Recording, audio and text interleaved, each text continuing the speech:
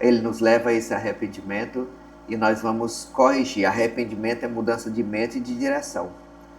O casal estava indo nessa direção, contrário aos princípios de Deus.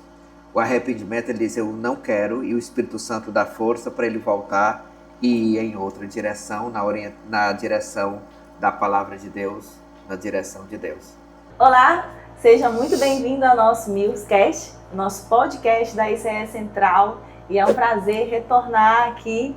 E durante todo esse mês de maio nós estaremos falando um pouco sobre a família em todos os seus aspectos. E para começar essa temática, nós convidamos o nosso pastor Jairo, que é o pastor da ICE Central, que estará aqui conosco durante esse momento e nós vamos conversar um pouquinho com ele.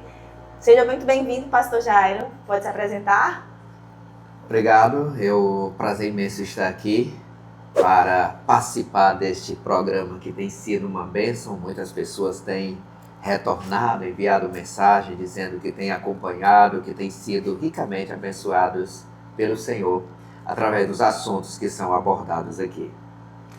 Pastor Jairo, então, esse mês, ele é um mês para nós, os evangélicos, para algumas denominações, considerado como o mês da família.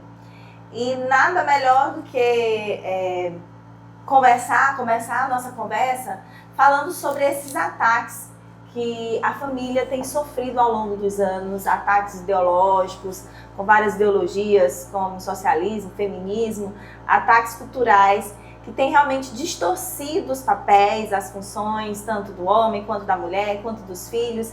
E fale um pouquinho para nós sobre esse prejuízo que a família tem sofrido ao longo dos anos por tantas ideologias que têm entrado dentro da família. É verdade. Nós acreditamos, com base nas Sagradas Escrituras, na Bíblia Sagrada, que esses ataques não começaram agora. Esses ataques começaram exatamente no Éden, quando Deus criou o primeiro casal, Adão e Eva, e colocou aquele casal ali. No início, o casal vivia num ambiente de paz, de harmonia, de felicidade. O casal vivia num momento muito assim harmonioso. E Satanás não estava contente com aquela situação, porque ele não brinca de ser inimigo, ele veio para, de fato, afastar as pessoas de Deus. E ele aproveita a oportunidade e acaba desvirtuando o plano de Deus, né? Colocando outras palavras para conseguir convencer a Eva a comer do fruto proibido. E Eva então desobedece a Deus, comendo do fruto, dá ao seu esposo e o seu esposo come. Quando Deus aparece, porque para conversar com Adão e Eva, eles haviam se escondido por conta desse pecado, por conta de já ter sofrido esse ataque do inimigo de Satanás. E Deus então conversa com eles ali, e Deus faz a primeira vestimenta de pele de animais, que já apontava para o sacrifício de Cristo. E a partir daquele momento ali do Éden, o casal não consegue mais se acertar. Em primeiro momento, eles se acusam. Quando Deus pergunta a Adão por que ele comeu do fruto proibido desobedecendo a Deus, Adão diz, olha, Senhor, foi a mulher que tu me destes. Ou seja, já começou uma acusação. A mulher que tu me destes fez isso, ou seja, culpada tu, Senhor. Eu estava sozinho no meu canto aqui. Se o Senhor não tivesse me dado essa mulher, não tivesse feito esse casamento, eu não teria pecado. Então tu és culpado. E Deus então, Eva, o que aconteceu? E Eva disse, Senhor, foi a serpente que fez isso. Então já começam as acusações. Aí depois, quando eles têm filhos, um dos filhos assassina o próprio irmão. Caim matou Abel. Então, e depois o gênero humano começa a sofrer os mais diversos ataques por conta da desobediência a Deus, né? Aos princípios de Deus. E nós vemos hoje, nos nossos dias, esses ataques sendo mais ferozes. Nós vemos os filmes mostrando ideologias contrárias à família que Deus instituiu, a família tradicional. Eu creio que nós nem deveríamos chamar tradicional, mas já que as pessoas cunharam esse termo tradicional, nós usamos para dizer que a família tradicional é pai, homem, mãe, mulher e filhos. E aí muitas ideologias como o feminismo, o marxismo, O machismo também tem, porque pouco se fala sobre o machismo, mas é algo cruel que tem destruído muitos casais e muitas famílias. E a gente vê que esses ataques estão com mais ênfase a cada dia.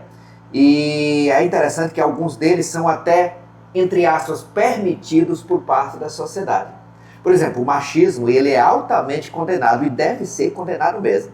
Machismo é quando o homem se julga superior à mulher e ele quer destruir a mulher, quer humilhar a mulher, quer, de fato... Tem a supremacia ali, né? É supremacia. Esse deve ser condenado. O marxismo não é tão condenado, é muito aceito por alas da sociedade, e o feminismo principalmente. E quando nós olhamos para o feminismo ele também quer essa supremacia das mulheres em relação aos homens. Então, os filmes mostram isso, novelas, documentários, debates, eventos que são organizados com o objetivo de tentar dividir mais ainda e fazer mal para a família tradicional como Deus a instituiu. Que essa família tradicional, ao longo dos que nós, né, como você falou, a gente nem gosta muito desse termo, mas acaba não sendo usado, ao longo dos anos ela tem sido realmente influenciada, sofrendo os ataques, e a gente percebe que no meio de tudo isso, tanto o machismo do homem, dos maltratos, quanto com a mulher, quanto o feminismo que vem também colocando a mulher em supremacia do homem e subjugando o homem ou distorcendo o papel da masculinidade, porque machismo é uma coisa, masculinidade é outra, e a gente vai até falar sobre isso, mas no meio disso tem os filhos, que tanto dentro da igreja ou das próprias escolas, nós percebemos uma distorção desse padrão de filhos, né? Um padrão de filhos que entendem quem são, suas responsabilidades, e à medida que os pais ou que os adultos ali, o homem e a mulher, não entendem seus papéis, quem tem reinado dentro da casa são os filhos. É verdade. São os pequenos reizinhos, né? É interessante nós observarmos que os pais têm falhado no seu papel. E é interessante que a palavra de Deus, ela define o papel do homem e da mulher. E dos filhos também. Ambos têm papéis distintos. Não significa que o homem é mais importante do que a mulher é mais importante do que o homem, e os pais não são mais importantes do que os filhos. Mas a palavra de Deus diz que todos são importantes dentro da família e todos têm papéis distintos. E aí nós vemos hoje homens que têm negligenciado o seu papel. E quando nós falamos nos papéis do homem, biblicamente nós podemos resumir esses papéis em 3 P's. Que o papel do homem bíblico, do homem cristão, do homem que segue os princípios verdadeiramente do cristianismo, eles são divididos em 3 P. Pastorear, que a palavra de Deus diz em Efésios capítulo 5 que o homem é o cabeça, é o líder, mas não significa que ele vai fazer isso com mão de ferro, mas ele é o pastor, é o condutor da família, principalmente no caminho do Senhor.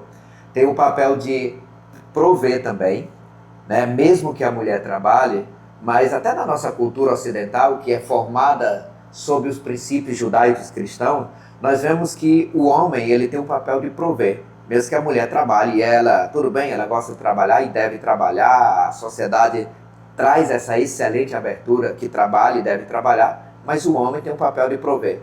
E terceiro é o papel de proteger, E dentro desses papéis do homem aí, ele não pode falhar. Se ele falhar, a mulher vai ter que assumir e já vai prejudicar o relacionamento. Porque foi Deus que criou o casal, criou a família e definiu os papéis, e é Ele que conhece. Quando nós compramos um produto eletrônico, por exemplo, nós procuramos um manual. Um manual para nós sabermos como proceder com aquele produto. E aí quando nós seguimos o manual, nós vamos conseguir ter êxito, ele vai durar mais tempo, ele vai cumprir o seu objetivo e vai ser protegido. Agora, quando nós agimos de qualquer jeito, diz, olha, eu não importo o manual desse produto, eu vou fazer do meu jeito. Você vai prejudicar, vai fazer mal, não vai dar certo. E a Bíblia, ela é o manual do casal, do marido, da mulher, dos filhos, e quando o manual é colocado de lado, vai dar problema. Então, repetindo aqui, a Bíblia é o manual e ela diz que o homem é o pastor, o condutor da família, o líder, que ele é o provedor e é o protetor também. E a Bíblia traz também, dizendo que a mulher, ela é auxiliadora idônea, que ela ajuda o homem a desenvolver esses papéis. Só que quando nós olhamos para Provérbios capítulo 31, nós vemos ali também uma mulher muito ativa. Ela não ocupa posição de liderança do marido, de ser o pastor, de ser o provedor, mas ela é muito ativa. Então ela tem o seu papel também nesse aspecto. Ela não é mais importante do que o homem, repito isso, o homem não é mais importante do que ela. E os filhos também, eles são, digamos assim, participantes da família. Eles não devem estar dentro da casa como um pensionista. É interessante que aqui no Brasil, algumas cidades têm pensões. Por exemplo, você vai em Teresina, tem várias pensões, que a diária é até uma diária bem simbólica, onde você dorme, você tem o direito ao café, almoço e jantar. Lá você não é dono. Você vai ali, paga um valor, digamos assim, e você desfruta de alguns benefícios sem se importar com a limpeza ou com a organização daquele local. E alguns filhos receberam a orientação dos pais, ou os pais foram deixando à vontade, e eles agem em casa como se fossem os próprios hóspedes ou pensionistas. Sim. Eles não se importam com a limpeza, não se importam com o cuidado, não se importam com nada, eles só querem receber. Mas por quê? Porque os pais têm negligenciado o papel bíblico, que é de ensinar os filhos nessas funções, que eles fazem parte da família e que eles devem cooperar com a família. E aí, inclusive, causando vários problemas, porque quando chega no contexto escola, por exemplo, nós temos grande dificuldade com essas crianças da obediência, do respeito, do espera, do ouvir o não pode, porque não pode deixar fazer tudo. São muitas crianças, sim, gente. Nós e aí nós estamos enfrentando sérios conflitos, porque naquilo que nós queremos orientar para o bem da própria criança, somos tolhidos pelos próprios pais, que não aceitam nenhum tipo de correção ou de limites, não podemos assim dizer, né? Isso tem causado sérios problemas e adoecido até, né? Inclusive uma classe que tem tido essa dificuldade de trabalhar, no caso na escola, no caso também da igreja. Vemos que há um grande problema em alguns contextos dentro da igreja. Mas, pastor, voltando aqui naquilo que você falou antes, no papel do homem, nós temos vivido esses dias, quem acompanha a internet tem percebido esses dias, ao longo desses dias, desde semana passada e polêmicas que envolvem algumas pessoas, nós não vamos citar nomes, mas algumas pessoas que falaram algo que chocou nas redes sociais, porque rede social é assim, aquilo que você fala, choca. Há algumas semanas atrás, um ator global marcou um curso, acho que mais ou menos isso, né? Para ensinar os homens a desenvolver exatamente aquilo que você acabou de falar. Né? O papel de liderar, o papel de prover e o papel de proteger. E ele sofreu grandes ataques. Na sua visão, o porquê desses ataques?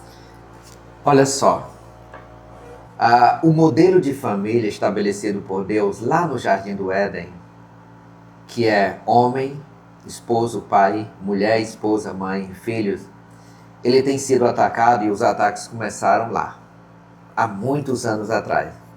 E esses ataques têm se intensificados a cada dia. Nunca se imaginou, e eu vou citar o nome do ator, eu creio que todos estão a par da situação, Juliano Casarré. Ele é católico, juntamente com a sua esposa, né? E ele simplesmente chamou a atenção para organizar um evento, porque ele percebeu que os homens têm falhado no seu papel. Homens que têm sufocado, têm sido tóxicos e agredido e sufocado as suas esposas. Homens que não têm sido bons esposos. Homens que não têm sido bons pais. E ele teve essa ideia, que para mim é uma ideia brilhante.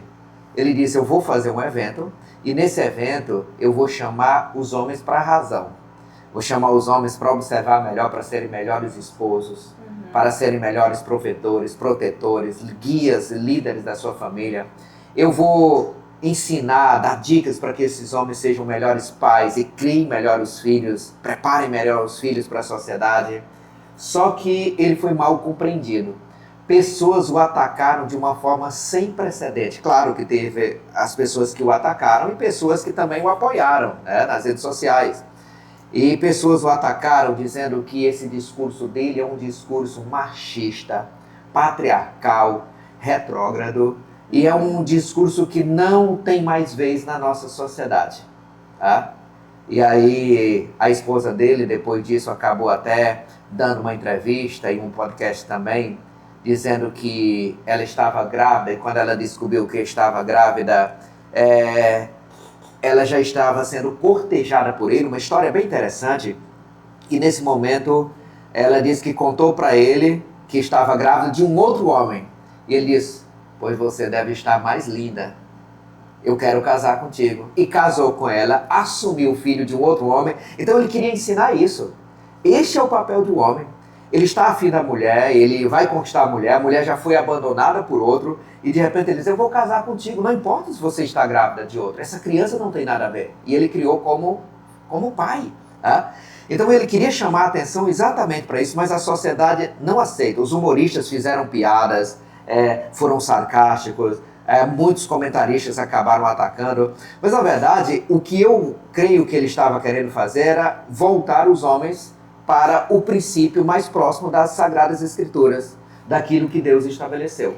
Tá? E quando nós falamos, e quando as pessoas atacam, dizendo que o discurso patriarcal ele é retrógrado, eles atacam muito isso. E usam dizendo que, porque, rapidinho, eles usam muito essa ideia de, principalmente feminismo, porque usa a palavra, entendem a Bíblia, ou o contexto bíblico, como se fosse retrógrado, e usa, por exemplo, quando a Bíblia fala em submissão, de forma errada, biblicamente, e aí acaba tendo esses ataques. Pode continuar. Em Efésios capítulo 5, olha só o discurso que eles acham retrógrado.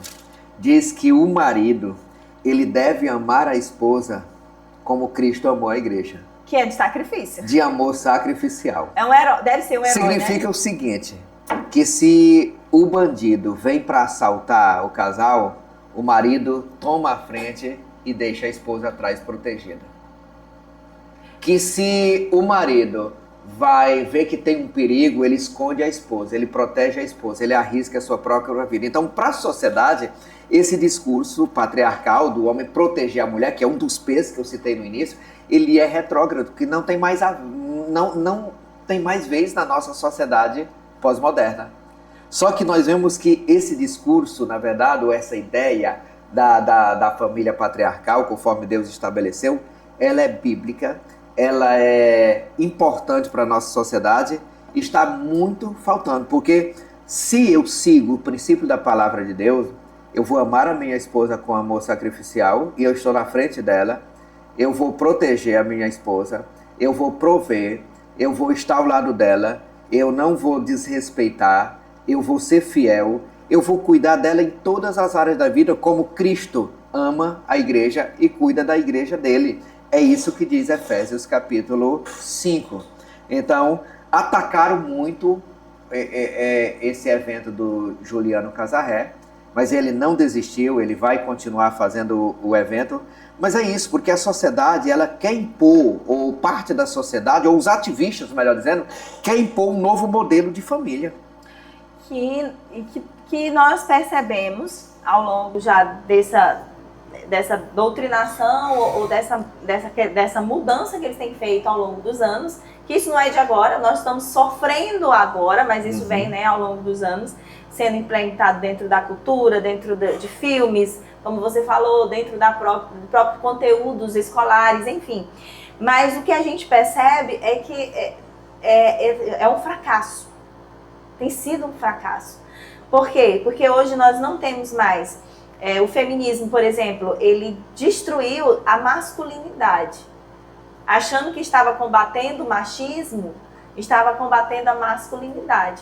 Hoje nós não temos homens aptos nessa geração que vem aí, que se segue, para assumir responsabilidades, para liderar, para governar. Homens que ainda são, por qualquer situação, choram, abandonam o emprego, não tem estruturas de receber nem um comando, né, do seu patrão.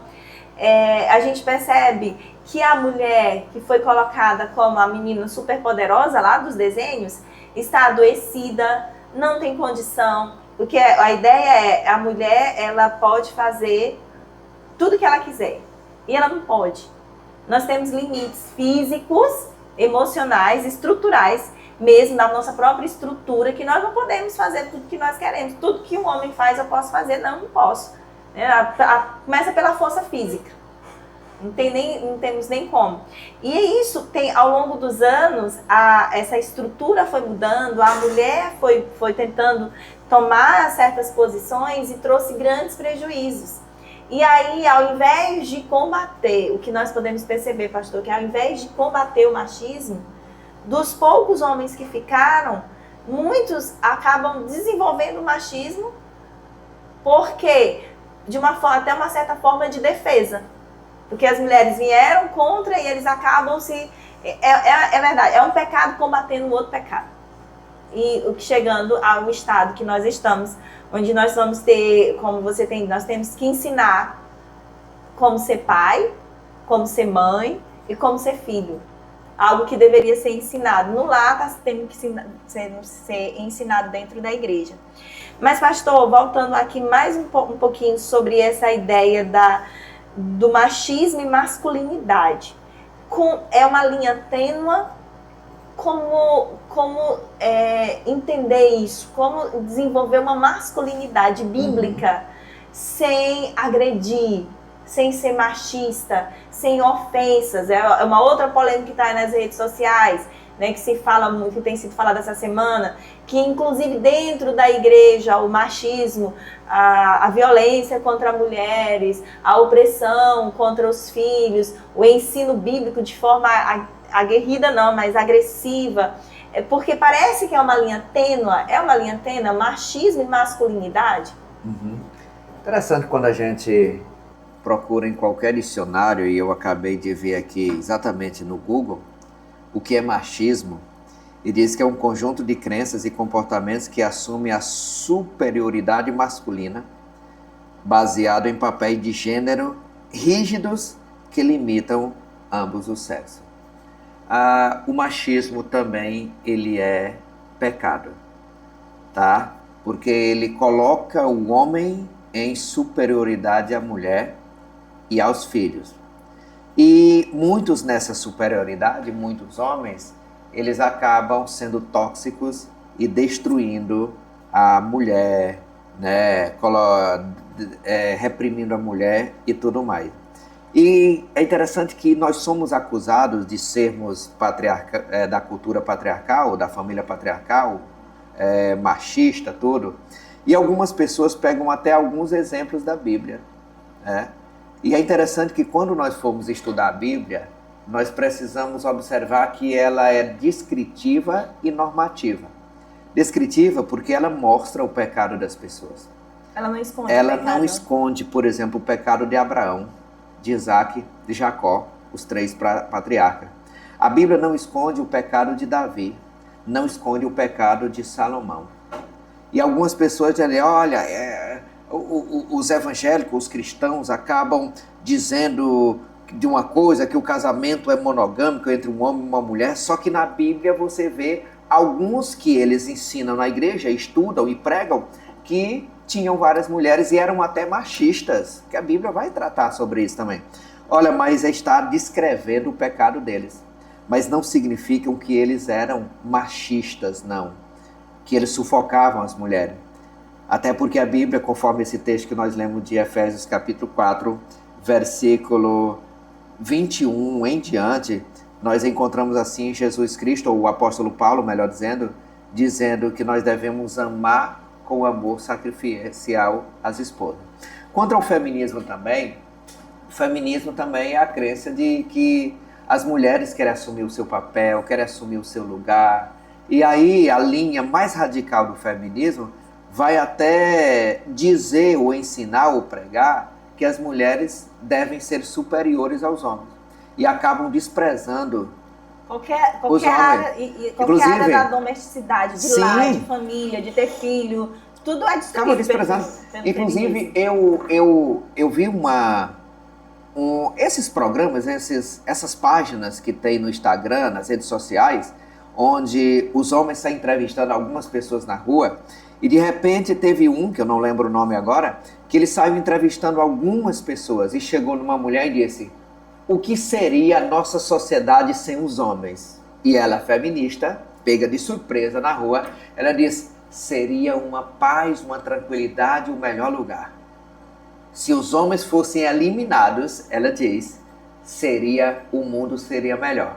Aí o entrevistador olha para ela, admirado daquela resposta, e diz: você falaria isso para o seu pai? Ele disse: olha, eu amo meu pai, mas o mundo seria melhor sem ele. Ou seja, até o pai dela, provavelmente foi um machista, não sei, foi alguém que sufocou, enfim, parece que uma ala, não todas as feministas, mas uma ala das feministas quer até não apenas a supremacia sobre os homens, mas quer eliminar. Né? Aniquilar os homens. Mas veja só, nós homens, nós não vamos conseguir viver sem as mulheres. Nós precisamos das mulheres. E nas páginas da Bíblia nós encontramos assim também um ensino, a base para o complementarismo. Homens e mulheres se complementam. Lá no Éden, a Bíblia diz que Deus criou todos os animais de pares, de casais. Mas aí Deus olha e diz que tudo era bom. Mas quando olhou para Adão, Adão estava só e Deus diz: não é bom que o homem esteja só. Far-lhe-ei uma auxiliadora, porque os dois devem estar juntos. E aí trouxe a auxiliadora, Gênesis capítulo 3, nós encontramos esse relato, e fez o primeiro casamento, e eles começaram a se reproduzir ali, né? Começaram a trazer os seres humanos para este mundo aí. Então, olha só, nós precisamos das mulheres. Precisamos, não vivemos sem as mulheres. Lá em casa mesmo, nós somos 2 mulheres e 2 homens. Eu e o garoto de 10 anos e meio, 11 anos vai fazer, e você, a esposa e a filha. E aí teve alguns momentos que lá na nossa residência, a minha esposa e a minha filha viajaram. E ficaram só os 2 homens. E eu falo para o meu filho, eu digo: meu filho, como a casa está ruim. Como a casa está vazia. Está só nós 2 aqui. E se eu e o filho viajar também, as mulheres vão sentir falta. Nós precisamos das mulheres, as mulheres precisam dos homens. E tem alguns tipos de trabalho que apenas a força do homem ela é capaz de fazer. Apenas a força do homem, ou a dedicação do homem. E alguns trabalhos que apenas a força e a dedicação da mulher é capaz de fazer. Então, o machismo, nós desprezamos o machismo. O homem não é mais importante. O feminismo, nós desprezamos, abominamos o feminismo também, porque ele é desprezível. O que nós precisamos resgatar biblicamente, eu nunca imaginei que nós deveríamos, como líderes da igreja, ou pais na família, resgatar a masculinidade e a feminilidade. Nós hoje precisamos ensinar para os rapazes, as crianças, o que é, os homens, os meninos, que eles precisam ser masculinos e não machistas. Masculinos de respeitar as mulheres, de cuidar das mulheres, de não desprezar as mulheres, de proteger as mulheres, né? Se não me engano, foi Davi que falou para Salomão ser de homem? Foi Davi, quando Davi foi assumir, foi passar o seu reinado, o seu trono para Salomão, ele disse: coragem, pois, e seja homem. Seja homem. Que é masculinidade. Ser masculino, né? E o apóstolo Paulo também vai falar lá em 1 Coríntios, capítulo 16, se não me falha a memória, dizendo: olha, portai-vos varonilmente, portai-vos como homens. Você precisa. Então precisamos hoje ensinar que os meninos, eles não podem humilhar as mulheres.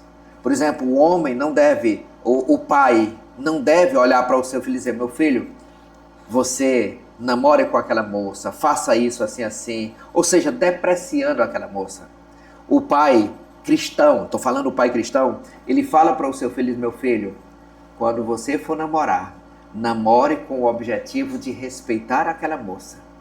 Lembrando que ela pode ser a sua esposa, você namora com esse aspecto, ou se não der certo, ela vai ser esposa de um amigo seu ou de uma outra pessoa. Respeite, cuide, proteja. Seja fiel. É isso que os pais precisam fazer. Não fazer algo depreciativo, dizer: olha, namora ou, me desculpa a expressão, dar uns agarros para lá, coisa desse tipo aí, como a sociedade tem usado esses termos. E a mulher da mesma forma, ensinar ela a não ser feminista. Minha filha, você não precisa de um homem para ser feliz. É isso, e o homem também não precisa de uma mulher para ser feliz, porque a razão da nossa felicidade, segundo a Bíblia, é o Senhor Jesus Cristo. Ele é o Senhor Jesus Cristo. No entanto, se você pretende casar, case com uma pessoa para que vocês vivam e você respeite ela, não que ela seja superior a você, ou você não deve se julgar superior a essa pessoa, mas vivam em harmonia. E assim vocês estarão cumprindo a lei de Cristo. Nós já estamos quase encerrando. É um assunto assim extremamente rico, né, daquilo que a gente tem conversado aqui. Como a gente falou no início, muitas das nossas igrejas estão falando sobre a família, e parece que todas, porque é geral, quase todas no mesmo assunto, dentro do mesmo contexto, de ensinar o homem a ser homem, mulher a ser mulher, dos filhos ser filhos, pai ser pai, com respeito. E dentro de tudo isso, pastor, dentro da igreja, qual tem sido, que eu acredito que deve ser a resposta, mas vamos ouvir de você, qual realmente tem sido a área mais difícil de ser trabalhada dentro da igreja hoje? São discórdias entre irmãos ou são problemas de relacionamentos conjugais? A primeira instituição que Deus criou foi a família. A primeira. Criou a família antes da igreja. Criou a família antes do Estado. Criou a família antes da educação. Antes de qualquer outra instituição. Porque a base da sociedade é a família. E se a família vai bem, a sociedade vai bem. Se a família vai mal, a sociedade vai mal. E então, pensando nisso, os principais problemas que existem nas igrejas são problemas que nós chamamos de familiares. Problemas no casamento. Claro que nem todos os frequentadores da igreja, nem todos os casais vivem problemas ou dilemas no seu casamento. Mas os principais problemas, os principais conflitos é na esfera conjugal ou na área conjugal. E quando nós observamos, é exatamente por conta da negligência dos seus papéis. Homem negligencia o seu papel. E aí a mulher, ela cobra, ela briga, ela reclama ou assume o papel. E aí vai gerar problema. Ou a mulher negligencia o seu papel, conforme a Bíblia diz, e acaba então o homem reclamando, brigando ou assumindo o papel dela, e isso gera grandes conflitos. E aí os filhos vão crescendo naquele ambiente e vão também dizendo, olha, a fé dos meus pais, elas não me agradam. Os meus pais têm vivido conflitos, os meus pais têm trocado os pés pelas mãos aqui, uma figura que nós usamos para entender esses problemas. E os filhos vão crescendo e dizem, eu não vejo a hora de ter mais uma independência, uma opinião, e eu não vou mais querer estar na mesma igreja ou sendo cristão ou evangélico, conforme os meus pais, porque eles estão vivendo uma hipocrisia. E na igreja, por conta disso, nós temos então, nesse mês de maio, a oportunidade de ouvirmos mais o que a Bíblia diz sobre a família. Sim. Orarmos mais pelas famílias. Nós temos também um ministério permanente na igreja, que é o Ministério de Casais, e nós trabalhamos muito a questão do casamento e família também. E quando as famílias da igreja vão bem, a igreja vai bem. Quando há conflitos, aí vai complicar muito a situação. E as famílias estão em crises, nós vemos isso. O reflexo, ou as crianças nas escolas, quem é professor, professora vai atestar muito bem o que eu estou falando, o modo de agir da maioria das crianças revela exatamente que elas estão em crise em casa. Nós vemos crianças pequenas, de 7, 8 anos, que eles chegam e dão uma ordem muito dura e expressa para a professora. E a professora tem que obedecer. E se não obedecer, vai ter complicação com aquela criança. E aí a professora chama os pais para dizer que a criança está dando aquelas ordens, achando que os professores são capachos. Meninos já estão sendo machistas, dando ordem nas tias, nas professoras. e meninas sendo feministas, dando ordem lá, né, querendo ser a supremacia, e chama os pais simplesmente vão dizer, lá em casa é desse jeito. E se a escola for particular, tira a criança dessa escola e leva para uma outra escola. O problema é a escola, o problema não é eles, né? Exato. Então, as crianças estão nas escolas refletindo simplesmente os problemas de casa.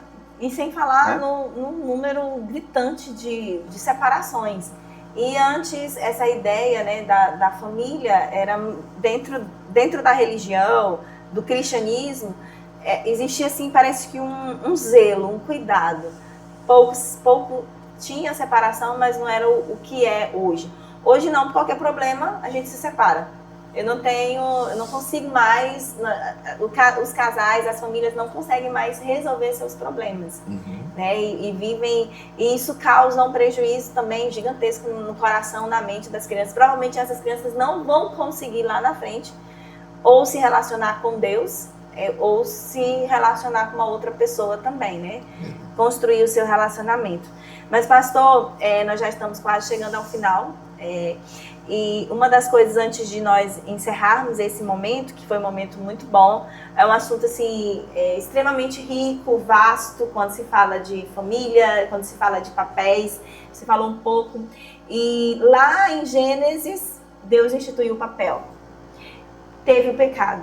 Aí houve essa lacuna entre Gênesis e o pecado, que distorceu todo o propósito de Deus, porque o casamento, família, é um propósito de Deus a revelar-se através da família. A gente sabe disso, né? Que Deus se revela através da família. Deus revela a sua identidade através da família. Por isso, quando ele sempre chama Abraão, de eu vou fazer uma família, vou te abençoar a terra, porque é assim que as pessoas vão conhecer Deus. É através das famílias, é através do homem, da mulher, dos filhos, desenvolvendo o seu papel. Vão mostrar esse Deus trino que trabalha. Então, a gente teve essa lacuna por conta do pecado, destruiu o contexto original da criação, do propósito de Deus. Mas aí, pastor, a gente tem Cristo, que veio para restaurar, né? Religar, restaurar essa imagem perdida. E aí nós já estamos, Cristo já veio, Cristo já morreu. E para encerrar, a minha pergunta é, o que está faltando para as famílias cristãs? Cristo está aqui, Ele é a base, Ele é o elo. Eu não vou ser perfeita, você não vai ser perfeito, mas nós temos Cristo. Por que essas famílias parecem que estão esquecendo disso? Nós temos o elo que religa novamente a Deus, que traz o propósito original. Tudo é refeito em Cristo, tudo é reconstruído em Cristo, tudo é transformado em Cristo. Então, o que está faltando para as famílias cristãs entenderem e viverem Cristo? Olha só. Jesus Cristo pode fazer a obra, pode restaurar casamentos, pode restaurar a união ou a unidade entre os membros da família. É Cristo que pode fazer a obra. O detalhe é que as pessoas não querem Cristo. Não querem Cristo. Enquanto você falava, vinha à minha mente aqui algo que é muito comum de pais que se dizem cristãos. Eu não vou dizer pais cristãos, mas pais que se dizem cristãos. Quando os seus filhos completam 16, 17, 18 anos e eles terminaram o ensino médio e eles têm que ir morar em outra cidade, uma cidade grande, para estudar, fazer faculdade, os pais que se dizem cristãos geralmente dizem, olha, o seu foco lá é estudar. Seu foco é terminar o seu curso. E aí acaba desfalcando os filhos de Cristo da igreja, que a igreja é um apoio, a igreja é uma família. E os filhos, então, no primeiro e segundo ano de faculdade, por não estarem agregados a uma igreja, por não estarem buscando a Cristo, estarem apenas buscando o sonho dele e dos pais que o colocaram naquela cidade para estudar, acabam virando ateus na maioria das vezes, né? Ou abandonando a igreja. Aí os pais chegam exatamente para os seus pastores, das suas igrejas locais, das cidades menores onde eles estão, e conta a cena. Mas eles então disseram que Cristo não é importante, que Cristo não deve fazer parte da vida daquela pessoa. Ou seja, então nós vemos uma sociedade que, inclusive pais, que querem Cristo, mas entre aspas, querem da boca para fora. não querem Cristo verdadeiramente. Cristo, ele é a essência, ele é a base, ele é deve ser a prioridade na nossa vida. O casal deve buscar a Cristo, e quando o casal busca Cristo verdadeiramente, o homem vai desenvolver o seu papel, desempenhar o seu papel de PPP, de pastorear, de prover e de proteger. A mulher vai ser auxiliadora idônea. Os filhos, como diz Efésios capítulo 6, vão obedecer os pais e honrar os pais.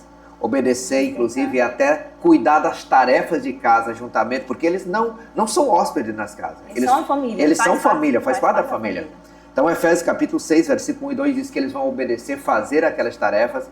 E aí, quando Cristo, ele é prioridade nas nossas vidas, nas nossas famílias, tudo será diferente. Nós temos até uma parábola que Jesus conta lá em Mateus capítulo 7, do homem que construiu a casa sobre a areia, né, movediça, e o homem que construiu a casa. Ali, claro, uma simbologia da família, que construiu a sua casa sobre a rocha. Aquele que construiu a casa sobre a areia, logo que vieram os ventos, as tempestades, a casa caiu. Ela veio abaixo, veio ao chão. E aquele que construiu a sua casa sobre a rocha, que é a palavra de Deus, que é Jesus, vieram os ventos, as dificuldades, sopraram, balançaram, mas não conseguiu derrubar. O que Cristo quer ensinar com isso? É que eu construí o meu casamento sobre Jesus, a palavra de Deus. E eu tenho procurado também construir a base dos meus filhos, que faz parte da família, sobre a rocha, a palavra de Deus. Né? E aí os problemas vão acontecer. Nós temos dificuldades, nós temos desavenças, nós temos os nossos conflitos no casamento. Nós somos humanos, nós temos as nossas discordâncias. Satanás, ele vem e sopra. Os problemas, as dificuldades, as tempestades da vida vêm, batem sobre a nossa casa, sobre a nossa família. Mas quando nós temos Cristo, nós temos uma maior proteção, ou a proteção completa e total. Satanás não tem vez. Ele até tenta, mas não tem vez. Ele não consegue destruir. Ele não consegue ter êxito na missão de ser o destruidor e destruir aquela família. Problemas vão ter, mas nós vamos ter êxito e vamos ter vitória com mais facilidade. Então nós convidamos a você que está ouvindo este programa, para você convidar Jesus Cristo para verdadeiramente fazer parte da sua vida, a começar o pai, a mãe. Inclusive, Deuteronômio capítulo 6 também, ele vai falar que você deve ensinar essas palavras, inculcar no coração, na mente dos filhos. Mas antes de você fazer isso, você precisa fazer o quê? Amar o Senhor. Ter no coração, na mente, as palavras de Deus. Guardar. Se você tiver Deus, Jesus Cristo, no seu coração, na sua mente, você vai passar a tocha da fé para os seus filhos e a família vai viver melhor. Vai ter problemas, tem dificuldades, mas quando Cristo faz parte, quando nós estamos na base, na rocha que é Cristo e a palavra de Deus, nós vamos conseguir ter êxito na nossa família e vencer os obstáculos com mais facilidade, e o inimigo vai bater em retirada. Amém, pastor. E é isso, muito obrigada, pastor. Foi um tempo assim muito precioso. Como eu falei, é um tema assim realmente riquíssimo. Aí já na sua última fala já veio tantas coisas assim na nossa cabeça desse legado, dessa família cristã que realmente não tem conseguido passar para essa futura geração esse amar, o que diz lá em Deuteronômio, esse amar o Senhor de todo o coração, de toda a mente, de todo o entendimento. Tu as inculcarás, e dela falar, né? Ao sentado, andando pelo caminho, é uma vida. É ensinar através da vida, é durante toda uma vida. Naquilo que, seja numa refeição, no almoço, seja caminhando, seja contemplando as estrelas, seja dentro do ambiente, a igreja, o amar a Cristo, ele não se resume à igreja. Eu vejo que um dos grandes problemas da família, e principalmente essa construção, dessa manutenção da fé cristã sendo passada de geração em geração, é porque as famílias têm deixado esse papel para a igreja. E a igreja é só o local da adoração, é o local da reunião, da congregação e adoração. Mas como os pais, né, precisam ainda se voltar ao Senhor, porque nós temos Cristo. E para encerrar mesmo agora de fato e de verdade, na nossa visão, na sua visão, eu creio que na minha também, essa restauração da família começa com o primeiro e grande passo. chama-se arrependimento, contrição, né? Se derramar o pai, a mãe, o casal, se derramar diante do Senhor, restaurar o seu relacionamento e clamar pelos filhos, né? Não é fácil. O pai, o esposo, chegar para a esposa e dizer: eu falhei até agora. Eu sou cristão, eu frequento uma igreja, eu conheço a palavra de Deus, mas eu tenho falhado na minha missão, no meu ministério de ser pai e esposo segundo a palavra de Deus. Não é fácil a esposa chegar para o esposo e dizer assim: olha, eu falhei, eu conheço, eu sei o meu papel segundo a Bíblia. Já frequento a igreja há tantos tempos, eu já li, já recebi um ensino na palavra de Deus dos meus líderes. Não é fácil, mas é necessário fazer. E ele começa com os pais, não começa com os filhos. Lá em Josué, no capítulo 24, as famílias estavam se desintegrando. O povo de Israel estava seguindo outros deuses. Tinham abandonado Deus, o Deus verdadeiro. E Josué, que era o líder que substituiu Moisés, antes de entrar na terra prometida, você vai encontrar em Josué capítulo 24, ele diz: olha, se parece bem a vocês seguir outros deuses, sigam, mas eu e a minha casa serviremos ao Senhor. Eu creio que Josué já tinha conversado com a esposa, ela disse: Josué, isso mesmo, vamos servir ao Senhor. Eu creio que ele já tinha conversado com os filhos disseram: papai, queremos servir ao Senhor. E naquele momento eles: nós vamos servir ao Senhor. E todo o povo naquela nação diz: antes, nós vamos também servir ao Senhor. Então o casal deve tomar a iniciativa. E aí depois os filhos vão também ser influenciados. Principalmente se os filhos estão dentro da casa, ainda sobre a tutela dos seus pais. Arrependimento. Clamor, e aí, né? Quando há isso, mesmo que haja um pouquinho de vergonha para tomar essa decisão, mas é necessário fazer. E quem nos leva ao arrependimento, o arrependimento não é obra do homem, ele é obra do Espírito Santo. É quando nós dependemos de Deus, da ação do Espírito Santo na nossa vida.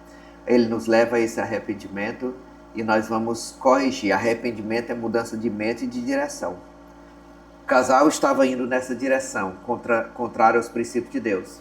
O arrependimento, ele diz: eu não quero, e o Espírito Santo dá força para ele voltar e ir em outra direção, na direção da palavra de Deus, na direção de Deus. E eu quero convidar vocês a fazerem isso, a se arrependerem, o casal a conversar sobre as suas falhas, porque o índice de divórcios ele está crescendo a cada dia, a passos alarmantes. O índice de filhos que quando chegam à adolescência já começam a desrespeitar os pais e a usarem drogas, a entrarem nos vícios, na violência e tantas coisas, também está crescendo de uma forma assustadora. As famílias estão se desintegrando de uma forma sem precedente. E a solução para a família viver em harmonia e em paz é Jesus Cristo. Não tem outra saída. Não tem outra saída. Muito obrigada, pastor Jairo. Muito obrigada você por participar conosco do nosso Newscast. E nos acompanhe, siga e compartilhe. Próxima semana temos mais. Até mais.